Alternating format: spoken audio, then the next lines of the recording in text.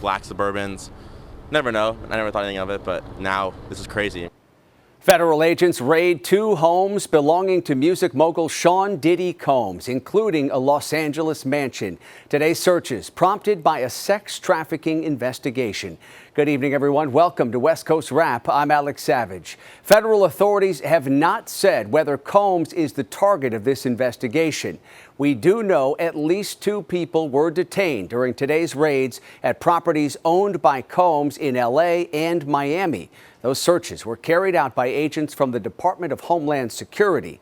Fox 11's Haley Winslow spoke to neighbors watching all of this unfold in L.A.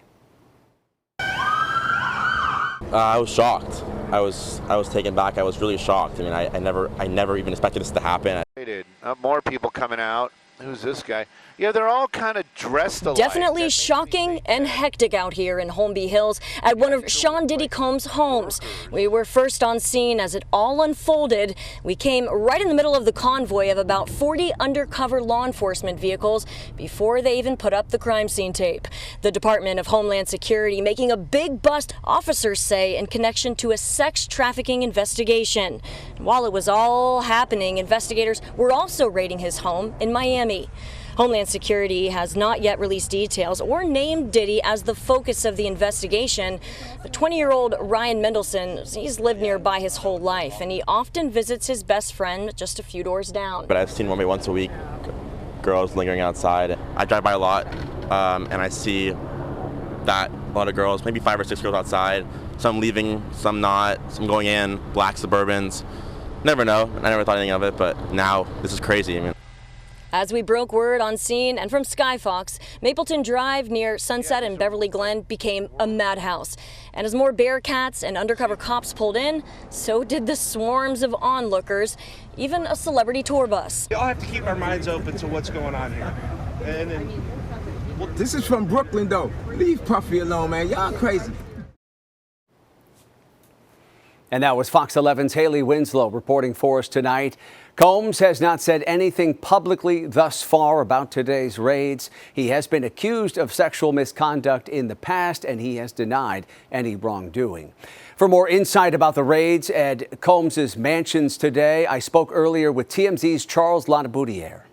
This is something that we honestly kind of suspected might be the next domino, because there were those allegations of human trafficking, sex trafficking were made in at least 2 lawsuits against Diddy, the one in December and also in Cassie's, which he ended up settling. But when those allegations are made and repeatedly made, it sort of puts, the Fed's antenna go up, and they just start thinking, is there something we should be looking into here? It is not clear whether today's search is related to any of those allegations that have been raised in past lawsuits. Tonight, authorities in the Seattle area say they believe there is a link between 2 teenagers, both found shot to death along a busy stretch of freeway. Their bodies were found on separate days last week within a quarter mile of each other. Fox 13's Nikki Torres has a breakdown tonight of what investigators are sharing about these cases. Investigators have been speaking with the family members and those who are closest to these 2 16-year-old boys to figure out what happened to them and what led them to have their bodies in such a busy stretch of I-5. Here's what we know as of this morning. According to the King County Medical Examiner's Office, the first teenager to be found was Jahaz Phillips. He died of multiple gunshot wounds, according to the Medical Examiner's Office. They say that his body was recovered in one lane of northbound I-5 of Northeast 85th on Thursday night. We spoke with family members who confirm a GoFundMe is set up to help with Phillips' funeral costs and to bury him next to his mother, who died in late 2020. The page also reveals his best friend was also taken, quote, at the expense of gun violence. Less than a quarter mile away, the morning after Phillips was found, troopers say a 16-year-old was found around 8 a.m. on Friday near the Northeast 85th ramp to northbound I-5. Another GoFundMe was created Sunday afternoon, raising money for this teenager's funeral expenses. However, unlike Phillips, it says his mother is alive and grieving over the loss of her son. While detectives did learn that these 2 cases are connected at the point in this investigation. They could not share with us how they are linked. For right now, they are still asking anyone who knows anything about what happened here to reach out to them. And investigators are asking anyone with dash cam video who's driving on I-5 in this area, either Thursday or Friday, to look through that footage. If you see anything out of the ordinary, anything that could help detectives with this investigation, you are asked to send that over to Washington State Patrol. And with those two GoFundMe set up for those teenagers combined, at last check this morning, they raised almost $8,000 so far. This is a developing story. As soon as we learn more, we will update you here on Fox 13, also fox13seattle.com. In Seattle, I'm Nikki Torres, Fox 13 News. A man in Clark County, Washington, has been arrested in connection with the murder of his wife. James Rummel told deputies he and two friends found his wife, Lindy, shot inside their home in Hawkinson on Saturday, and he noticed his truck had been stolen as well. After receiving a tip, authorities arrested a man who turned out to be a friend of Rummel's. Authorities say Rummel's story, though, didn't add up, and they arrested him on charges of false statements. The state is requesting $25,000 bail on Mr. Rummel's case. This is due to the fact that the facts of the case alone present serious concerns for public safety. Moreover, Mr. Rummel is likely going to face additional charges soon. Rummel's truck was recovered and damaged by fire. Authorities say it appears likely to have been intentionally set to destroy evidence of the murder. This investigation is ongoing. Now to a leadership shakeup at Boeing that includes plans for the company's CEO to step down. Fox 13's AJ Janavel spoke with aviation experts about what they think the plane manufacturer needs to do to rebuild trust with travelers. You have CEOs and board chairs stepping down in this executive cleanup, but what experts tell me they're focused on is who will replace them. Stan Deal, Boeing Commercial Airplanes president and CEO, out immediately. Board chair Larry Kellner not standing for re-election. And Boeing president and CEO Dave Calhoun stepping down at the end of the year. It was inevitable. It wasn't a surprise. The company has named some replacements. Current Chief Operating Officer Stephanie Pope is taking Deal's spot, and Steve Mollenkopf is the new chair. But the CEO's vacancy remains open. Aviation expert Scott Hamilton says Boeing needs to find someone who can change the culture of the company. And it's going to be very interesting to see who comes in to replace Dave Calhoun, and if he's going to be another GE Jack Welch disciple, or whether he's going to be an MBA finance disciple, or whether he's going to be an aerospace professional who knows how to build airplanes. Who do they need out of those three or You need four? the aerospace professional. He's not the only one saying this. We believe the next CEO should be an aerospace engineer. The company thrived under a strong engineering leadership for decades, but from the last few decades, we've lurched from crisis to crisis with MBAs running the company. Brian Corliss is the spokesperson for the Engineers Union, representing thousands of Boeing employees. He tells me Boeing needs to get back to its roots with putting people who know planes into leadership roles. From our perspective, the problems in Boeing's executive suite are systemic. Nothing really is going to change for the better without company leadership acknowledging their failures and thoroughly committing to fixing them. There's no word right now on who, if anyone, Boeing is looking at to fill that top spot. But Hamilton tells me the company should be focused on making sure they provide an adequate safety plan to the FAA under the deadline they have been given by the federal government. That deadline comes to an end right around the end of May. You can count on continued coverage. Reporting here in Renton, I'm AJ Janavel, Fox 13 News. Back from volunteering in war-torn Gaza, an Oregon nurse is describing her experience. It's desperate there. We were seeing like 400 patients a day. I mean, people were lining up before we even arrived.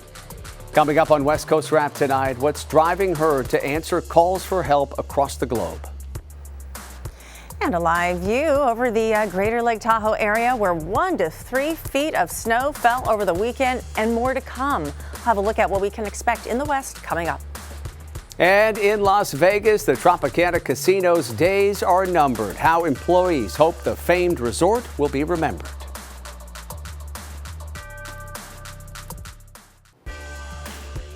Los Angeles Dodgers superstar Shohei Otani said today he never bet on sports or knowingly paid gambling debts racked up by his longtime interpreter. Otani spoke briefly to reporters during a news conference today at Dodger Stadium. His longtime interpreter, Ippei Mizuhara, was fired by the Dodgers after reports surfaced last week about his ties to an illegal bookmaker and debts well over $1 million. Otani said Mizuhara lied to him for years and stole millions of dollars. To summarize how I'm feeling right now, I'm just beyond shocked. It's really hard to verbalize how I am feeling at this point.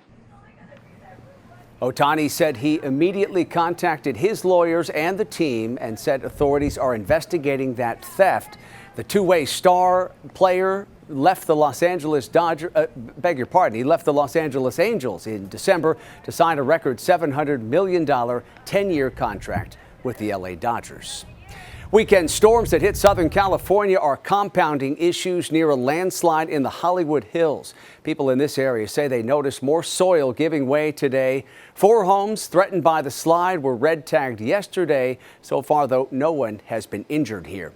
And in the middle of yesterday's storm, Southern California rescue crews airlifted a woman to safety after she got stuck in the middle of a flood channel. Here was video posted to Citizen app showing a dramatic rescue in Studio City.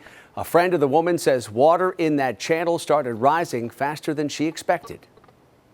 I dropped my phone and she went in to go get it, and then the water came out of nowhere and pushed her down. Rescue crews tried lowering a ladder into that channel so the woman could climb out, but that didn't work. And so eventually that helicopter crew moved in and hoisted her to safety. She suffered only minor injuries. People in parts of Utah are dealing with a mix of rain and snow today. Images posted on social media show storms sweeping through the town of Harriman today, south of Salt Lake City. This marks just the beginning of what is expected to be a stormy week in Utah. For more, let's bring in KTVU meteorologist Rosemary Orozco, who is tracking more storms headed for the West Coast this week. Rosemary? Yes, Alex, as we're heading into the first full week of spring, it's going to look and feel like winter. Giving you a look here over Seattle, mostly cloudy skies today, scattered showers in the afternoon, high coming in right about 55. Now, one place enjoying plenty of sunshine and mild weather, the desert Southwest, where Phoenix came in at 71 degrees, mostly sunny and dry conditions there. Giving you a look here at the West Coast, where you can see besides California, most of the West getting some type of wet weather from the Pacific Northwest over towards Idaho down through Nevada.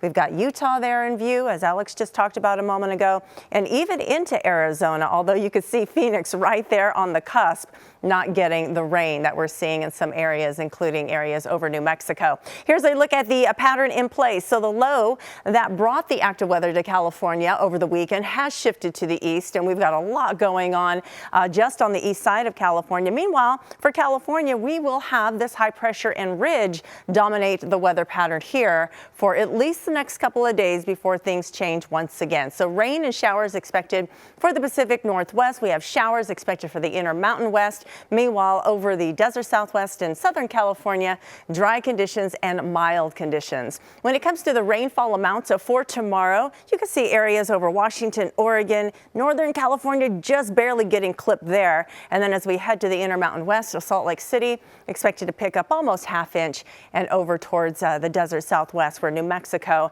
and parts of Arizona will also get a little bit of rain, although not Phoenix. Phoenix is looking at partly cloudy, dry conditions. When it comes to the Futurecast model and the timing on this, notice how it just lights up over areas of the Nevada as well as Utah and Colorado for tomorrow, Washington, Oregon, and off towards Idaho. We have advisories for a few winter weather advisories over parts of the California, not California, but the Pacific Northwest. In California, Southern California does have a wind advisory. Come Wednesday, things start to change for California as another storm moves in and brings wet weather into the weekend. Here's a look at the forecast for the next few days. It's going to be a soggy one and a cool one over the Pacific Northwest. Areas over California enjoying 60s until about Wednesday into Thursday, when wet weather returns to areas of the Bay as well as into the Sierra and off over towards Denver. Denver, we've got 46 degrees expected for tomorrow. Phoenix enjoying a low 70s to low 80s. Alex? All right, Rosemary, thank you.